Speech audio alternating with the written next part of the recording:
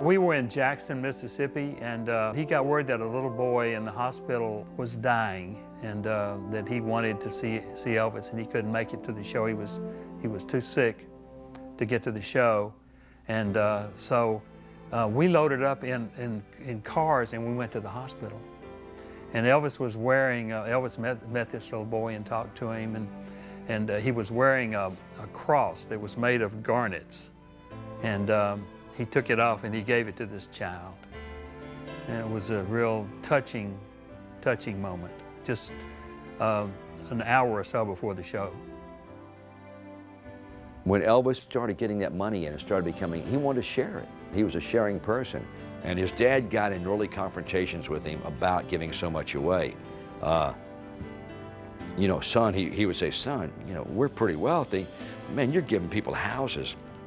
And you're giving guys on television you don't even know Cadillacs, and people that walk off the street in a dealership, you buy them a Cadillac, and pretty soon the bank account is going to take a hit. And Elvis would say, look, Dad, he said, look, I enjoy giving stuff away to people. He said, that's how I get my enjoyment. He said, I can go out and do a tour. He said, I can do a tour in 6 weeks and make $2 million. He said, I'm not worried about money. He said, I want to make people happy. When my wife was, 9 or 10, and her sister was maybe a couple of years older than that, they would go down to Graceland and just in the hopes of seeing Elvis. And they would go down there almost every weekend, Saturday or Sunday, and many times he would actually come down to the gate and put his hands through the gate and shake hands and talk to people, and he did it often. Sometimes he did it by himself, and that just made their day, you know, and it just, again, shows the type of person that he is, that he would do that. And back then, he had that sort of devotion in his fan base, and those people have gotten older, but they still devoted to him, and their kids are now big fans, and their grandkids are now big fans. And so it just says a lot for what he has done and the influence that he's had. For all of Elvis Presley's accomplishments, I think his greatest joy, other than Lisa Marie, was giving to others. He loved to see the smiles and the looks on people's faces when he gave them things. He really was a generous and kind man.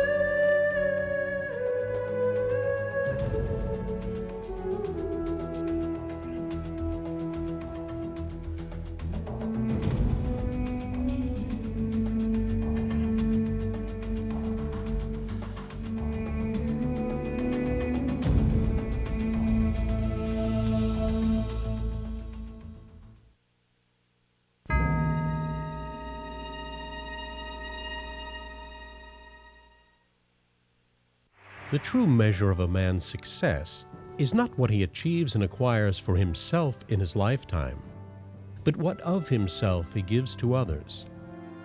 Elvis Presley touched the lives of millions and millions of people the world over. With his music, his movies, and his live performances, Elvis brought joy to the hearts of people everywhere. And even today, over 3 decades after his untimely death, Elvis's music and his legacy continue to have a lasting and profound impact on music and popular culture around the world. I think Elvis did so much over such a period of time that he's just transcended any kind of other artists, such as not just music artists, entertainers and actors. And it's hard to tell a kid though, why they should like Elvis. I think you see kids who actually see Elvis and hear his music, who like it just for what it is. It's just him. He's sold more music than anybody else in the world. He's sold more music since he died than anybody else in the world. And that's phenomenal. I think it's, I I'm not exactly sure about the amounts, but it's like he's had 60 or 70 gold and platinum records since he passed away. That's phenomenal. But still, it's not that so much it's the music, it's the man. They loved his early music, and his fans will buy anything that's put out about Elvis. Who else can do that? I mean, there's no one else that can do that, and there's no one else ever been able to do that. He was a pioneer. He was a trailblazer. There was no book. There was no video or no DVD that you could go to and say, well, this is how you become a rock and roll star. There wasn't that, because he was a little rockabilly star. His manager comes along, Colonel Parker, and says, Elvis, what do you really want to do? He said, well, I want to, be a major recording star, but also I want to do movies. He said, okay, I'll fix it up for you. Well, the Colonel gets Elvis from Sun Records over to RCA Records, gets him a deal, and then he gets Elvis into Hollywood, into movies, gets him on national television. Well, until, like John Lennon said, until Elvis, there was nothing. So when these people are growing up, and they're 12, 13, 14, 15, they're highly impressed. And because this guy, he was the total package. I know it's a phrase that's used today, but he was the original American Idol. He was the world idol, if you will, because he could, not only he could sing, but he could sing 5 different types of music. He could sing rock and roll, he could sing pop, he could sing country and western, he could sing gospel, he could sing rhythm and blues. There's not a singer on this earth today that can sing all those 5 musics. Some of them can really sing great 1 or 2, but not all 5. And yet, for all Elvis's phenomenal success as an entertainer, perhaps the King's most endearing quality and the greatest of his legacies was his enormous generosity to others who were less fortunate than he was. I always felt like he tried to give back to his fans more than he took from them. And whenever he gave a piece of jewelry away like on the stage, when he'd take off a ring and hand it to a fan, it was just an act of love on his part. He just loved his fans, and they're what made him work, and why he worked so hard was his fans. He loved his fans. He liked to see the enjoyment, because when a guy gives you a new Cadillac, or gives you a house, or gives you a free trip to Hawaii, you become elated, and that made him feel good. He didn't play golf, he didn't fish, he didn't hunt, all that stuff. And to give stuff away and make people happy, that's what he enjoyed. There can be no question that Elvis Presley was one of the most influential people in the cultural history of America. His talent, good looks, sensuality, charm, and charisma endeared him to a vast legion of fans around the world. Not surprisingly, his popularity and stature continue to grow. With a sound and style that combined his many musical influences, he challenged the social and racial barriers of his time and changed forever the worlds of music and popular culture in America.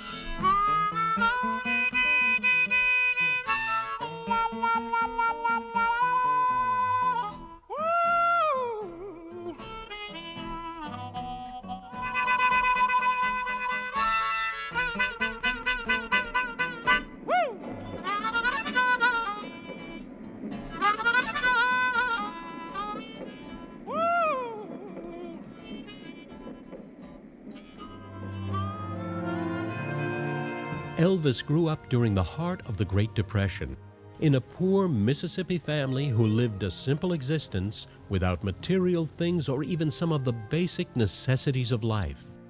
But even then, Elvis showed his generous nature. When he was a teenager in Tupelo, he had an ice cream cone. Well, he's sitting on his steps in front of his house eating his ice cream, and this black kid comes by, lives not too far. He said, Elvis, how you doing? He said, oh, fine. He said, boy, ice cream. Man, I wish I could afford an ice cream cone. And Elvis said, shoot, eat some of mine. And Elvis gave this black kid, now I'm talking 1940s. It's not cool then in Mississippi, and he let this black kid share some of his ice cream. But that's just a small example of how it all started with him. He was a sharing person. As a teenager, Elvis worked at a variety of jobs before his music career began. He worked as a movie usher and saved every cent he could to buy his parents a picture of Jesus.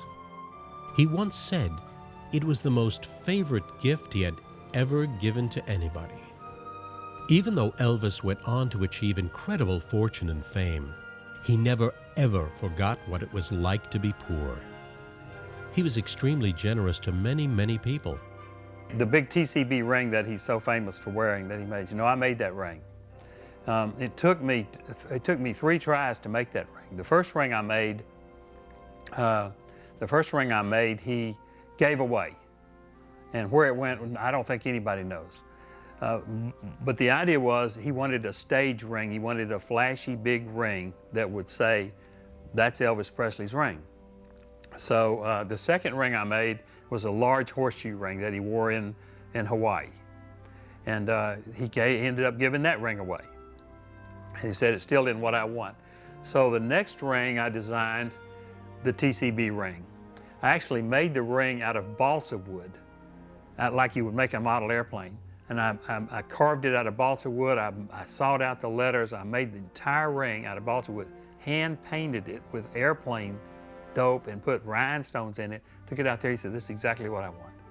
So then I made the original ring, and when I gave it to him, when I presented it to him, it's so gorgeous. The ring is so magnificent that I wanted it to really show off. So I asked him to come downstairs to his dining room table, which is this wonderful Waterford chandelier hanging over it, you know. And so I opened the ring and box, took it out, put it on his finger. He just went bonkers. I've never seen him as excited about anything as he was. He just went crazy, and he said, I want to do something for you. I know how hard you've worked to do this ring. So what can I do for you?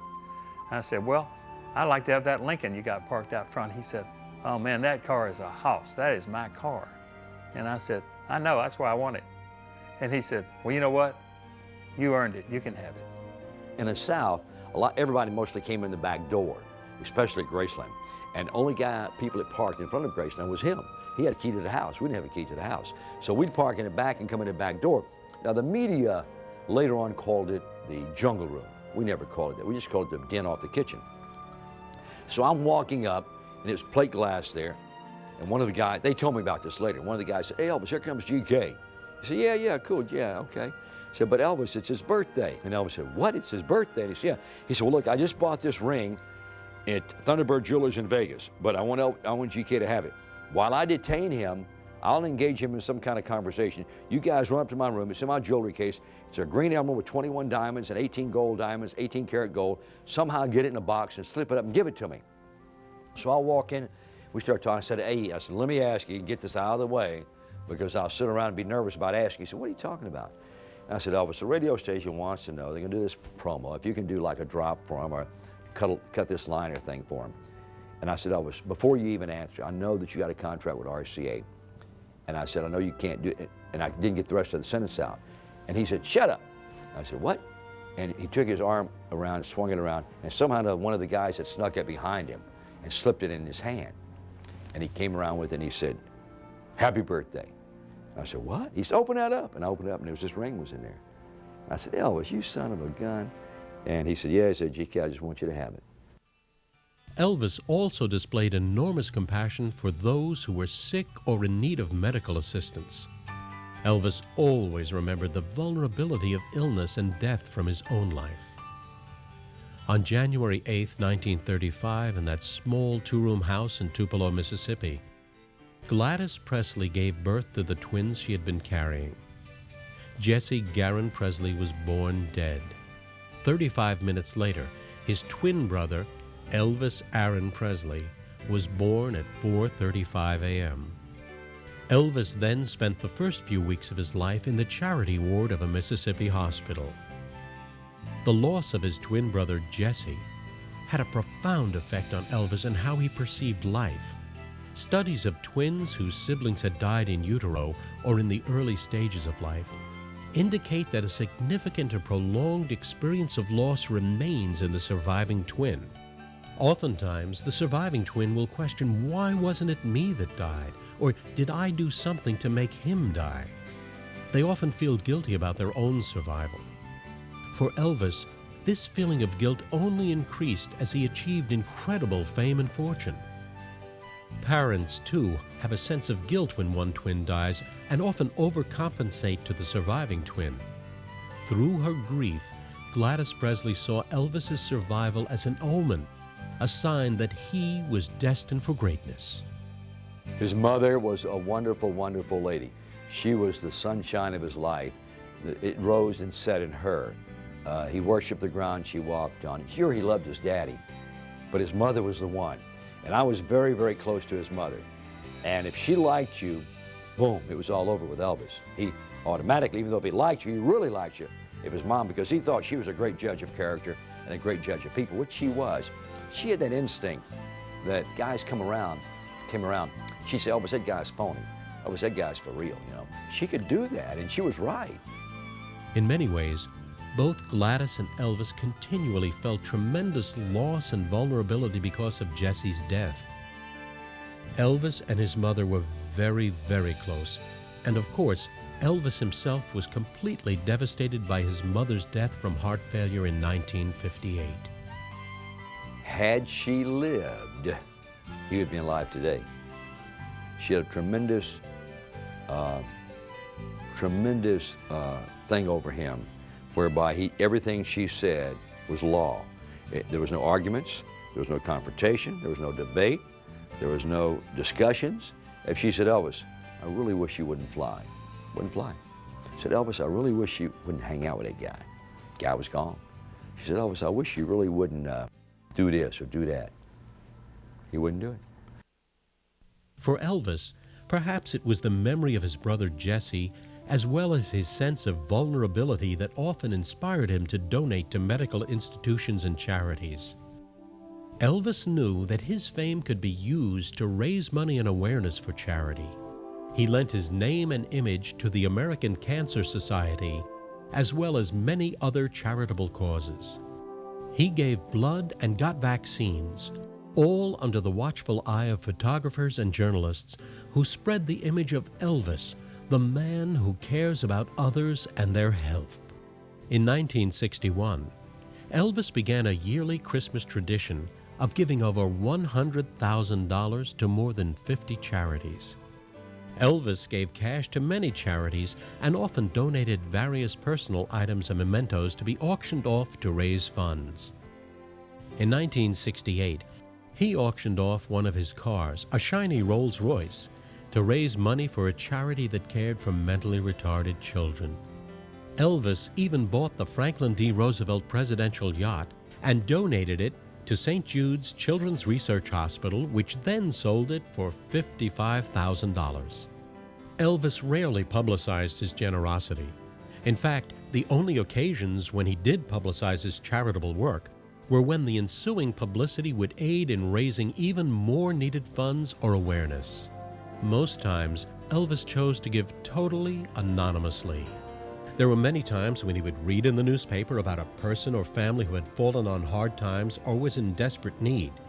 On these occasions, Elvis would send money to try and help. He paid off people's debts and mortgages and paid for operations or medical care, not only for friends and family, but often for total strangers in desperate need. There is no way to know how many times Elvis did this, but according to friends and family, Elvis did it on many, many occasions. Watching an Elvis concert was memorable in and of itself. There were many live performances Elvis gave in his career that were given solely from his heart and to benefit others. In 1956 and again in 1957, Elvis gave concerts in his hometown of Tupelo to raise money for the Elvis Presley Youth Foundation. On March 25, 1961, Elvis performed a benefit concert at the Block Arena at Pearl Harbor, Hawaii. This performance raised over $65,000 toward the building of the USS Arizona Memorial, which was completed the following year. This donation made Elvis Presley the single biggest individual donor to the Pearl Harbor Memorial. In 1973, when Elvis gave his legendary Aloha from Hawaii concert, the sale of souvenirs and related items raised more than $75,000 for the Kulakalani Lee Cancer Foundation. In 1975, Elvis gave a concert in Jackson, Mississippi that raised more than $100,000 for the tornado victims in his home state. As a small child, Elvis survived a killer tornado that had ripped through Tupelo, and so he felt great compassion for the victims of the Jackson tornado. Buying a ticket to an Elvis concert and buying a souvenir were also ways that the King contributed to charity. Quite often, the proceeds from these sales went directly to a designated charitable institution. In 1975, at a concert in Asheville, North Carolina, Elvis took the diamond cross that he wore around his neck and gave it to a 5-year-old girl in the audience. On another occasion, Elvis went on stage wearing a huge opal and diamond ring on his finger. This ring was reportedly worth between $35,000 and $40,000. During the concert, Elvis saw a little girl in the front row who was sitting in a wheelchair. He took the ring off his finger and gave it to the little girl. There was no publicity about this, just the enormous satisfaction that Elvis got from seeing the look on the little girl's face. Indeed, Elvis gave away so much jewelry that he even traveled with his personal jeweler, Lowell Hayes, who brought along portable jewelry cases with him. A friend took me out to meet Elvis in November of 1968. And when I met Elvis, it was raining the night I met Elvis. He was in his backyard wearing a full-length mink coat with a hood on it, shooting a pistol at a target on the side of his daddy's office. The sheriff of Shelby County was teaching him or instructing him in how to shoot his pistol, which I think he already knew how to do. Over a period of the next year, I went to movies with him and just kind of got to know him. And then in December of the next year, he called me on Christmas Eve and wanted to do his Christmas shopping at about 10 or 11 o'clock at night. And I took a briefcase of jewelry to the Memphian Theater. I went in and they told Elvis that Lowell's here. And he got up and we went back to the men's room. And it's an old story, but it's a true story. Elvis opened one of the stalls, folded down the toilet seat, sat down on the seat and said, "Put your briefcase on my lap." Set my briefcase on his lap and opened it up. And he went through my jewelry and selected very carefully pieces of jewelry for his friends and his family, his aunt and his dad, and other members of his family. And from then on, I was Elvis's jeweler. Whenever he wanted anything, he called me. Middle of the night or whenever it was, he called me.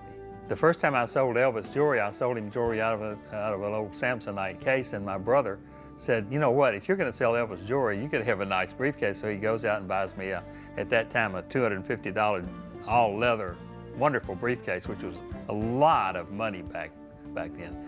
Well, it had a combination lock, and Elvis called me one time. I was on tour, and well, when I would go, I would fly in and out of the tours. I had a business to run in Memphis, so I always had a room in the hotel, so it didn't matter whether, I just got fly in, there was my room on the floor with Elvis. So when I'd fly in, the first thing I have is a briefcase with the $200,000 worth of jewelry in it that I've got to figure out, well, if I'm going to have any fun, I got to make sure this thing is secure first. So I would take it and give it to Elvis.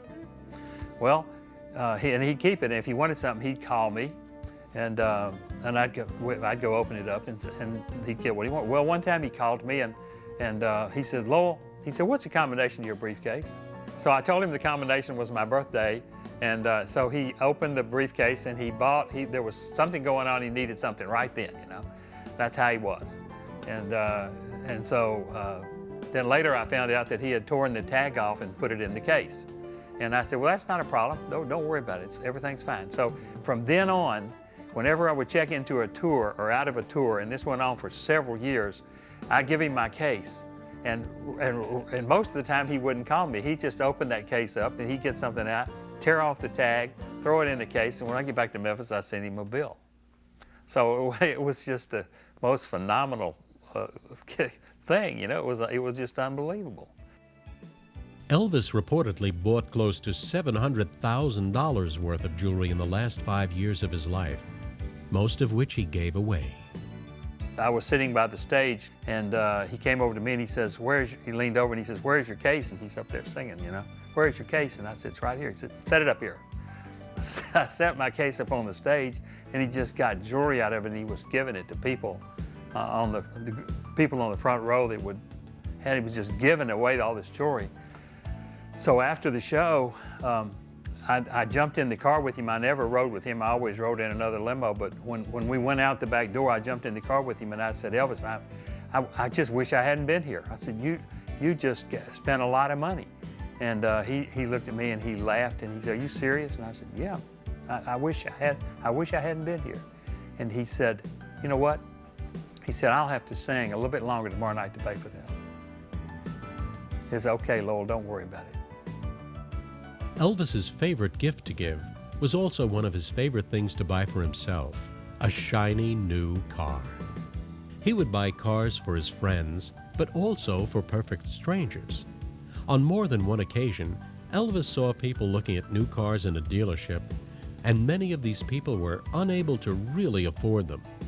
But Elvis would approach them and say, do you like this car? Because I want to buy it for you. Many stories are told about the cars that Elvis bought and then gave away. Almost every one of his friends, and many times their wives, received numerous cars from Elvis as surprise gifts. His favorite car was, of course, a Cadillac. He said that when he was a teenager, and he would sit on the curb by his house on the corner, him and his buddy, they were like 12 years old, 13 years old, and all these cars would coming by, and they said, oh man, look at that big Lincoln. Man, look at that Cadillac. They watch him, you know, and they would dream.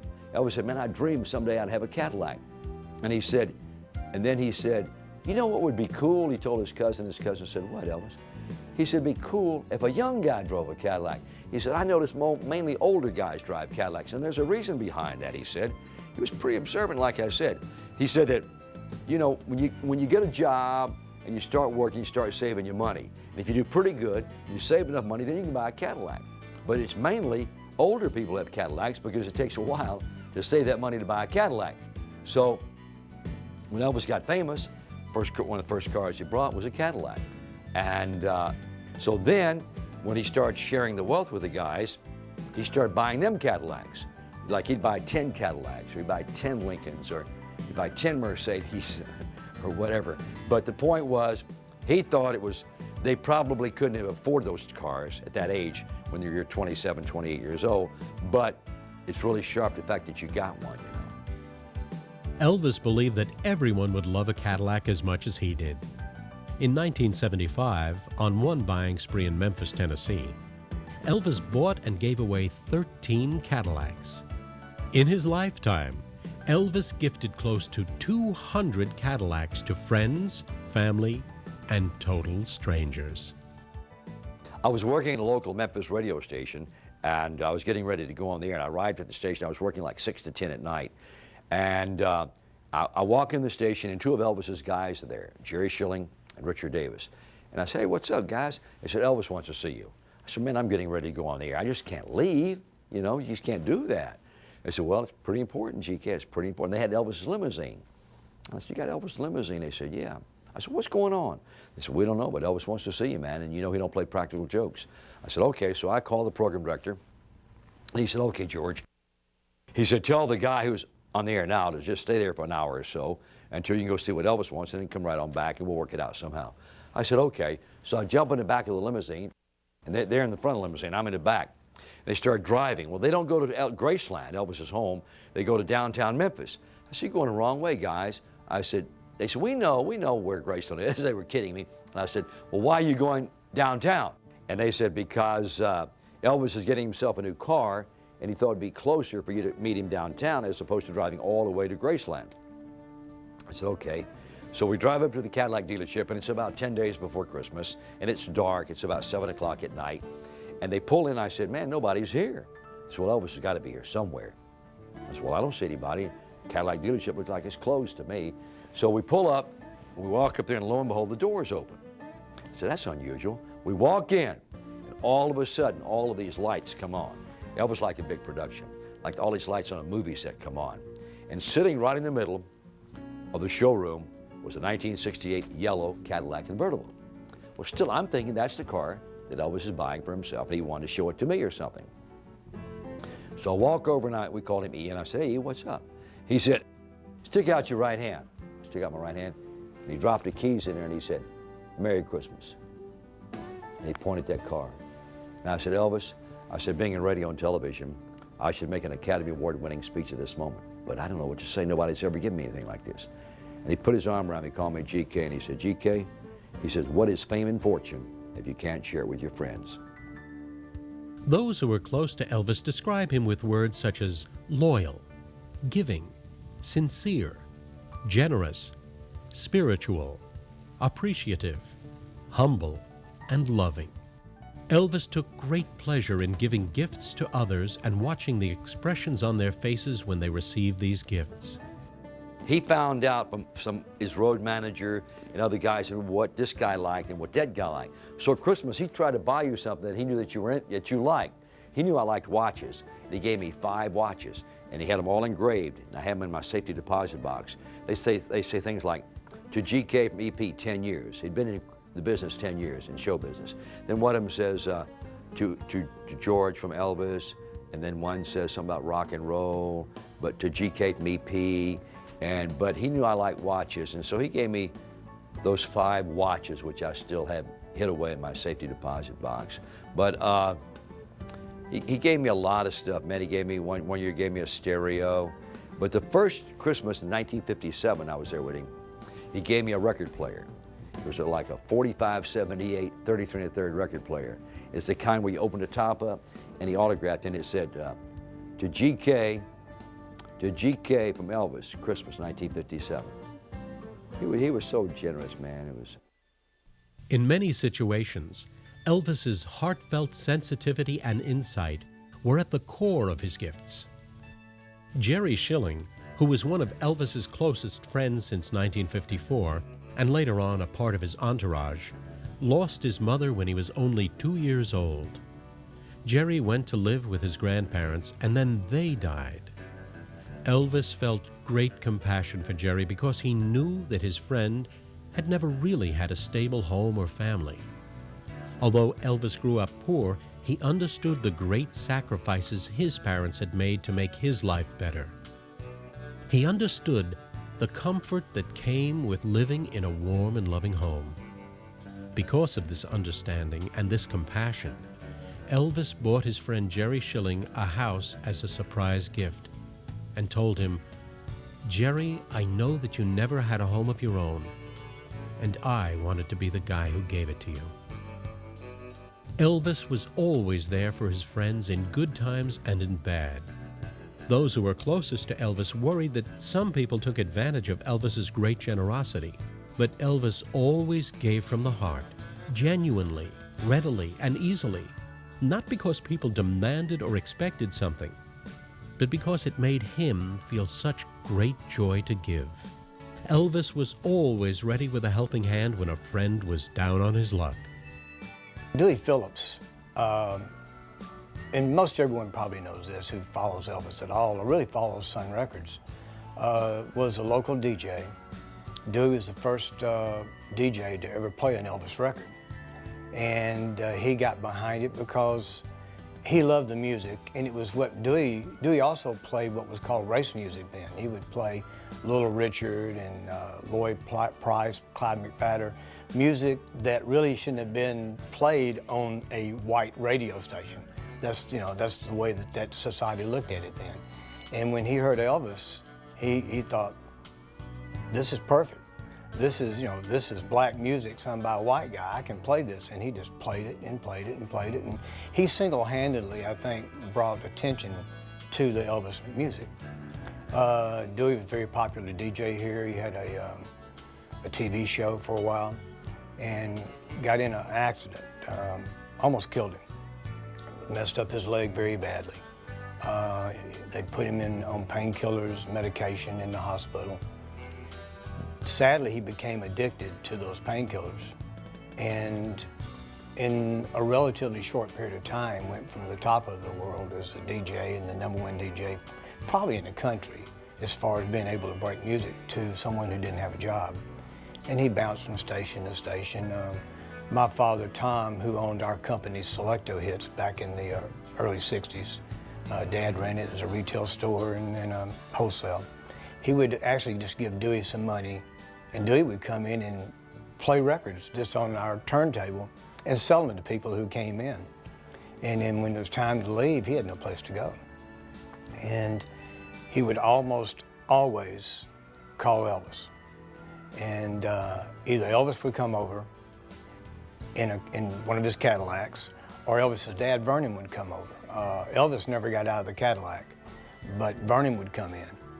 And I remember just one time asking Dewey just before he said, "Is Elvis really out there?" And Dewey would look over at Vernon, and Mr. Presley would go, "Yeah, he's out there." But I was too scared to even ask him, to say hello. I wasn't going to question him and go into his Cadillac or anything like that. And this happened a number of times, that Elvis would send a car over, he would come over, Mr. Presley would come over, and Dewey would get to go over to Graceland and spend a night or two with Graceland, or they'd give him some money, or they would do something for him. Now, that was at a time when Dewey had no impact on Elvis's career. He wasn't really a DJ that anyone listened to anymore, but it was typical of Elvis in that he didn't forget his friends. He didn't forget the people that worked with him, that helped him. And he never forgot Dewey, ever. He always helped Dewey out. He always did things for Dewey. We had a guy in a group named Richard Davis, who was kind of he'd been with Elvis, he'd been in the Memphis Mafia, he'd been Elvis' stand-in in a bunch of his movies, Memphis guy, was a record promoter, and he was down on his luck. And Elvis heard about it, and he sent for him. He said, "Richard, I hear you down on your luck." It was holidays were approaching. He said, "Yeah, Elvis." Elvis gave him a brand new Cadillac convertible and $10,000 cash. So maybe this will help you out. And he said, "Thanks a lot, Elvis." And then, some of the guys, Elvis would give things to guys, and they had to sell them because a lot of guys couldn't afford a Cadillac. So they wanted to sell it, get a smaller car, pocket the extra money to live on or whatever until they get on their feet. And they said, "Elvis, I feel funny about this. You gave me this car." Not me, but some of the other guys. And I got to sell it to get a smaller car. Like I'm going to drop down from a Cadillac to a Pontiac or a Chevy because, it's more economical and I can use the extra money. But I don't want to hurt your feelings. Elvis said, "Look, don't worry about that, man." He said, "I'm going to make you happy twice." And the guy said, "What do you mean?" He said, "Well, the first time I gave you the car and you did all right, you were very happy." Yeah. "Now you're going to sell it, and you'll be happy again. So I made you happy twice." The guy said, "Okay." Elvis's great spirit of generosity, giving, and compassion for those less fortunate than him lives on to this day. Many of his over 600 fan clubs devote much of their time and energy to raising money for charitable causes in Elvis's name. Former wife Priscilla Presley and daughter Lisa Marie Presley continue Elvis's philanthropy and honor his memory through the Elvis Presley Foundation. The foundation supports charities and community programs such as Presley Place, which provides homeless families up to 1 year of rent-free housing, child daycare, career and financial counseling, family management guidance, and other assistance to help people regain their independence and self-esteem. Presley Place is a joint venture between the Elvis Presley Foundation and the Metropolitan Interfaith Association in Memphis, known as MIFA. MIFA serves more than 60,000 people annually with 9 programs that sustain the independence of the frail elderly, stabilize and transform families in crisis, and equip teens for success. In 1983, the Elvis Presley Memorial Trauma Center was established at the Regional Medical Center in Memphis. It has served over 80,000 Level 1 trauma patients from a 6-state area. In 1990, a Wall of Honor was erected at the Elvis Presley Memorial Trauma Center, and today has over 300 plaques, each inscribed according to the wishes of the donor. Fans from around the world have utilized this Wall of Honor to memorialize Elvis Presley and continue the charitable work he so passionately believed in. It is impossible to even imagine a performer having a more profound impact on history than did Elvis Presley. When he died in August of 1977, the outpouring of grief throughout the nation, and indeed the world, is virtually impossible to describe in words. When he passed away, he left behind a young daughter, an ex-wife who still loved him, a grief-stricken father who would follow him in death just 2 years later, and millions of heartbroken fans around the world. Elvis Presley was the biggest and brightest star the music world has ever known. Even today, over 3 decades after his death, he is as beloved and as famous as he ever was. Nowhere is this more evident than in Elvis's hometown of Memphis, Tennessee.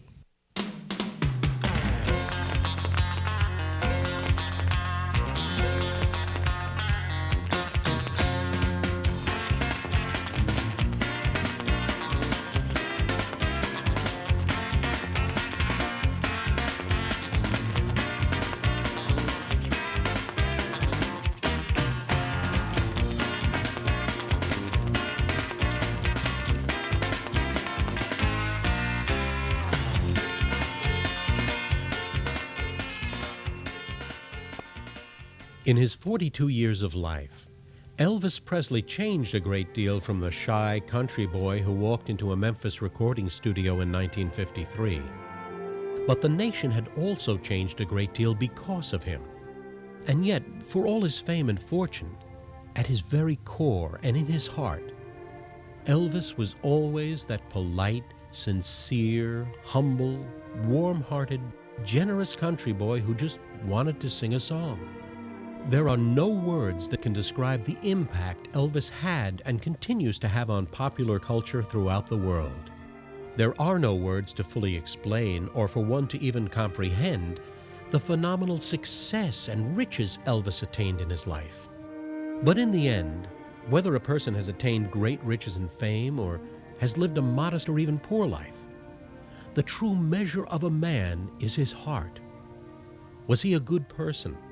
Was he generous, kind, giving, loving, sincere, humble, and honest?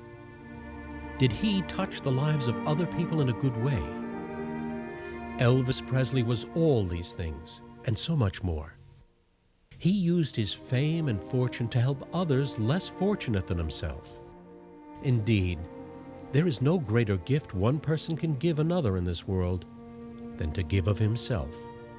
And for all Elvis has given the world through his incredible body of work, his greatest legacy to his millions and millions of fans was his kindness and his generous heart.